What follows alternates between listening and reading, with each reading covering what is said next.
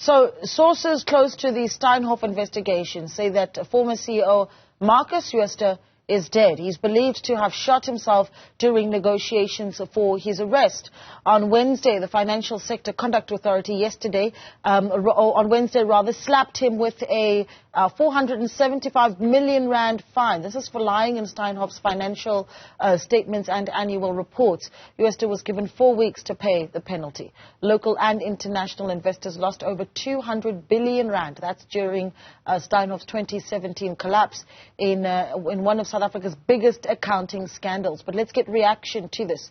And for that, we bring in Corruption Watch's Executive Director, Mr. Karam Singh. Karam, good morning to you.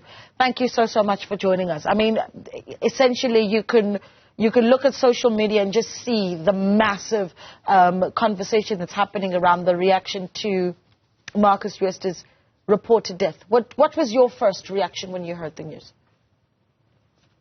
Well, I mean, I think, it's always quite shocking when these types of things happen. I mean, this is not something which is completely new to our history. I mean, we've seen this type of thing happen. I mean, the last time we saw this, was in the context of the Watsons and Bosasa.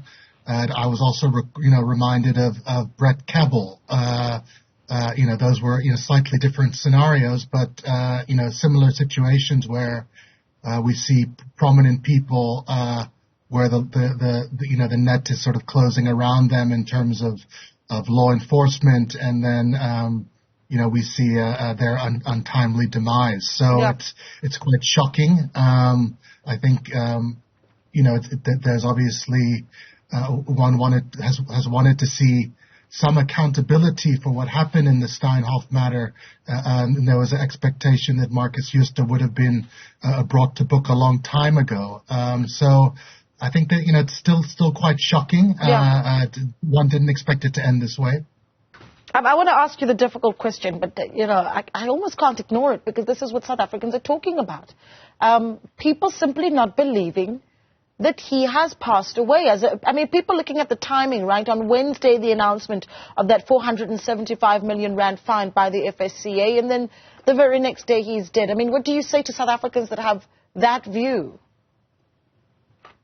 I think it's understandable in this day and age that we have this kind of deep skepticism. I think there's a real hunger, from the society that those who are implicated in serious wrongdoing face the law, and that their cases proceed. We haven't seen high-profile prosecutions, whether it be of politicians or business people.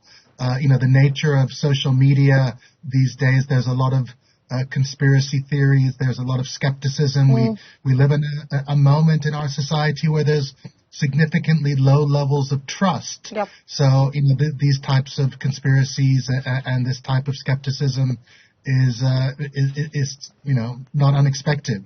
What does this do for the reputation of South Africa's law enforcement? I mean, and this is not just his passing, but certainly how law enforcement in South Africa has handled the Steinhoff matter. I mean, we know about this warrant of arrest in Germany, for instance, and German authorities waiting on his extradition for him to face those charges in Germany.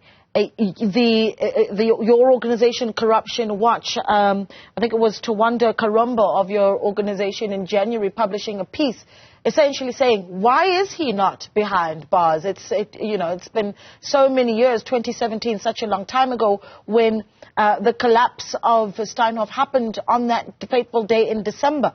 What has happened with our law enforcement, and what does this do for how we view our ability to handle high-profile, massive fraud cases such as these? There's a famous saying, justice delayed is justice denied. We had a criminal justice system which was subjected to state capture. We had a national prosecuting authority which was really hobbled in the Jacob Zuma years.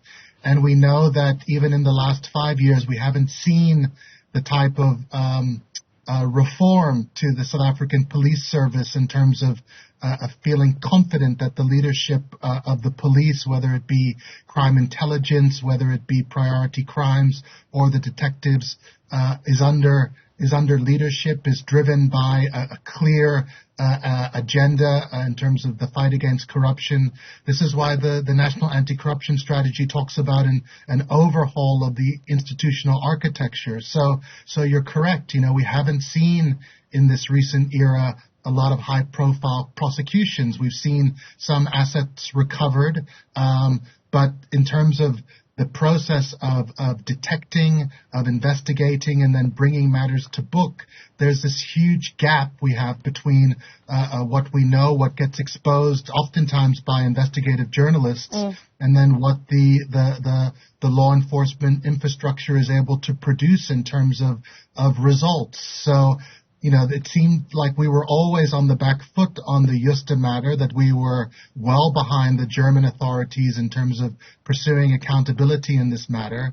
And, in terms of all the information that's been in the public domain, the books, the documentaries, the investigations, this is a matter which should have been brought before the courts, several years back already. So it does point to some serious vulnerabilities and weaknesses within our criminal justice system. Yeah, I'm looking at a piece that was, of course, penned by Warren Thompson, a financial journalist who's been following the matter of Markus Jooste for many, many years. And in fact, we'll be chatting with him just after 8:30. But one of the things that he's written in that piece is that they've confirmed, and I'm reading from it, what many have long suspected. Former Steinhoff CEO of Markus Jooste held secret stakes in companies that traded with Steinhoff for years to Jooste's covert benefit. This was written back in 2018. That's a year after we uncovered the Steinhoff heist. Is there a concern that issues such as insider trading and massive fraud is taking place where big business is concerned, and because we're not speaking to the little man, we're unable to really get to really what's going on with some of these big corporates? Absolutely, and we have this long-standing situation of opaque corporate structures, of front companies, of basically corporates that are able to conceal their actions, including their fraudulent actions, behind different types of shell companies, which is why we've talked for years about the need for a really robust regime in terms of beneficial ownership transparency, in terms of a central register which allows the authorities to get behind these corporate fronts, that would allow the public to scrutinize a public registry so that we could detect this kind of nefarious activity early. What happens is corporations are given legal personality by our law, but then they're able to hide behind these, various corporate shells. This is a global phenomenon. It was exposed in the Paradise Papers and in the Panama Papers. So, we've known about these problems for a long time, and we've been advocating for a much more robust regime in terms of transparency, in terms of how corporates are dealt with, and particularly how, these issues are dealt with when it comes to issues like public procurement. Yeah, we could certainly talk for hours about this because, at some point we saw the JSE finding Markus Jooste something along the lines of 7.5 million rand at one particular point, and the uproar about, well, is that enough of a fine? But let's leave that alone, because we can go on with that for a very long time. What now? I think now about the public sector workers whose pension funds are invested with the PIC. They watch the story and they're told, well, 21 billion rand of your pension funds were invested into Steinhoff.